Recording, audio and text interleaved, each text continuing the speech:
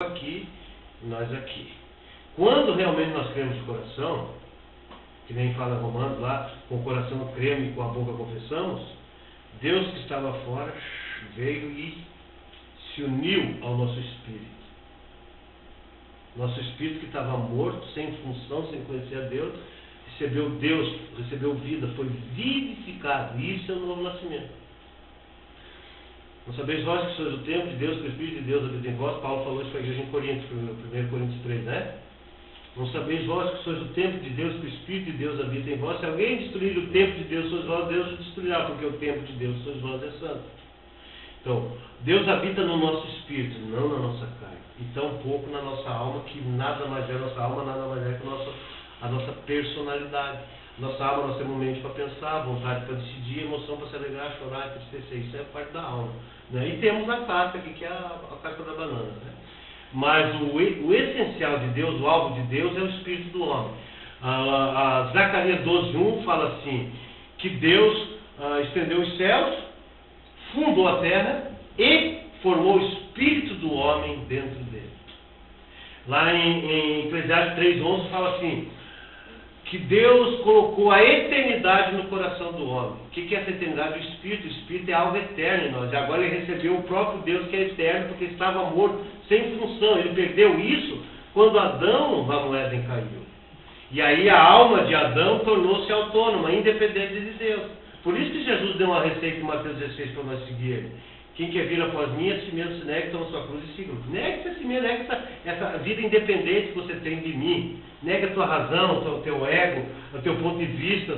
Me toma como vida, como caminho, como realidade. É isso que Jesus estava falando. E quando ele falou isso, ele falou para os discípulos, não falou para o ateu.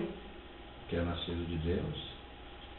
1 João fala, que é nascido de Deus não peca. Daí esse tempo o irmão chegou para mim, lembra, Fernando? Não, mas como é que é isso? Que é nascido de Deus não peca? E como é que olha a minha experiência? Mas o que é nascido de Deus? É o nosso espírito. Nosso espírito não peca. O que peca é a nossa alma que coordena a nossa carne. Por exemplo, se você quer cometer um roubo, da onde que surge? É isso. Na mente, que é a parte líder da alma. Você maquina, planeja e vai lá e pá, faz o roubo. Porque seu pecado foi consumado. Enquanto está só na esfera da alma, da caída, não há problema. Mas o problema é quando você vai, né? Se ela ficar só ali, aí de repente você vai e consome. Então, aí ela faz, o nosso corpo é como se fosse um fantoche. Aí ele obedece a nossa alma, que é caída e independente de Deus. Por exemplo, e dá para nós entender isso, irmãos? Eu não quero que os irmãos até nossas horas se forem. Por exemplo, lá no Éden nós temos assim, é muito rico a gente, quando olhar bem profundo essa passagem ali, que todo dia Deus vinha ter comunhão com Adão na sombra da variação do dia. Né? Adão tinha comunhão com Deus. Quando Adão caiu, desobedeceu a uma advertência de Deus, o que fez a primeira coisa? A primeira coisa, ele viu que estava nu. Ele devia, na hora, ter uma atitude de ir lá a Deus, fiz o que não era para ter feito. Pequei. Não, a primeira coisa que ele fez, viu que estava nu, vamos se esconder. A alma dele criou uma independência de Deus. Então, a primeira coisa, teve uma atitude, vamos fugir. Segundo, estamos nus, pegar a folha ali e vamos nos cobrir. Ele se tornou independente de Deus naquele momento. E aí, quando Deus veio, Adão, onde está? Será que Deus não sabia? Claro que Deus sabia. Deus estava dando uma oportunidade. Adão, toma uma atitude e confessa. Aí ele apareceu, o que ele disse? Foi a mulher que ele deu. Que me deu um fruto aí e eu comi. Eu desobedeci. Quer dizer, olha, já ficaram, entendeu? Então ele se tornou totalmente independente de Deus. E infelizmente todos nós nascemos com a mesma, com o mesmo genes de Adão. Todos nós nascemos. Então nossa alma tornou-se independente de Deus. Mas por meio desse processo de recebermos Deus no nosso espírito, Deus vai encher a nossa alma. E isso que a Bíblia chama de transformação. É isso que é a palavra de Mateus 25, ter azeite na lâmpada e na vasilha. A lâmpada significa o nosso espírito, porque o espírito do homem é a lâmpada do Senhor, Provérbios 20:27 fala, e a nossa vasilha é a nossa alma. Quer dizer, vamos depositar o azeite que está na lâmpada, na vasilha. Quer dizer, vamos ser saturados de Deus, do nosso espírito para dentro da nossa alma. E isso que é o processo da transformação. Isso é o processo da edificação de Deus, que Jesus falou que edificaria a sua igreja. Entendeu, irmão? Ó, então aqui, ó, voltando ali de novo. E a partir desse dia devemos aproveitar cada minuto e toda situação para que essa salvação se opere em nossa alma. Lembra que nós falamos aqui, ó? Filipenses 2,12. O que fala? Filipenses 2,12 fala bem assim, ó. Pedro falou para os irmãos da igreja de Filipe. O Pedro não, Paulo. Desenvolvei a vossa salvação com temor e tremor.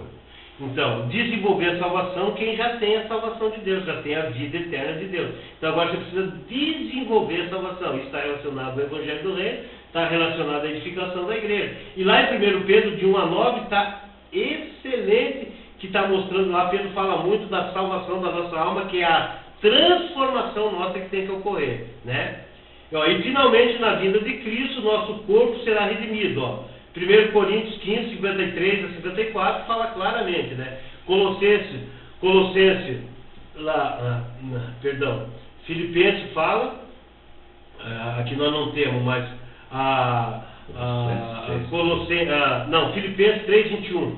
Filipenses 3:21 fala bem assim, ó. E que naquele dia o Senhor transformará o nosso corpo de humilhação para ser igual ao corpo de sua glória. Primeiro a epístola de João 3:2 fala assim, amados, agora nós somos filhos de Deus e não se manifestou o que haveremos de ser, mas sabemos que quando Ele se manifestar, seremos semelhantes a Ele, porque haveremos de vê-lo como Ele é. Romanos 8 fala também da redenção do nosso corpo. Como o 1 Coríntios, se os irmãos quiserem ler tudo ali, quiser pegar todo esse versículo para ler, que é bastante coisa para nós compartilhar, né? Entendeu? Está mostrando realmente da redenção do nosso corpo. Então a salvação de Deus, ela opera nesses 3 aspectos da nossa vida. Nós cremos, o nosso espírito foi salvo, nascemos de Deus. Agora Deus está nos transformando, nos edificando, estamos desenvolvendo essa salvação. E naquele dia o corpo dará um corpo ressurreto de glória, como Jesus quando ressuscitou. Ele tinha um corpo humano, mas sem mais sequer uma restrição. Era um corpo ressurreto. Então esse corpo Paulo explica bem quando ele fala lá em 1 Coríntios, né, 15 ali, ó. O mortal se revestirá de mortalidade, o corrupto de incorruptibilidade, assim como o Senhor é, nós veremos, tá? Assim por diante, né? Tragada foi a morte pela vitória, né?